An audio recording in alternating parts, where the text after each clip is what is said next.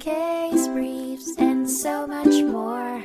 LSData's got what you're looking for.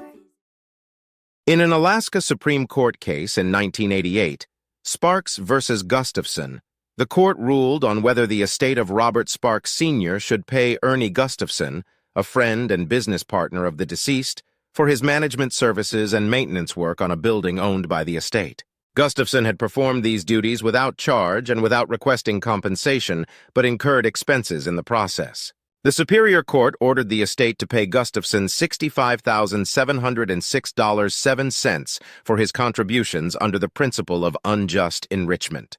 The Alaska Supreme Court upheld this decision, finding that it was just and equitable for the estate to compensate Gustafson for the benefit he provided without expectation of payment. Case briefs, and so much more. LSData's got what you're looking for. Visit lsd.law, elevate your mind. Leave the stress of class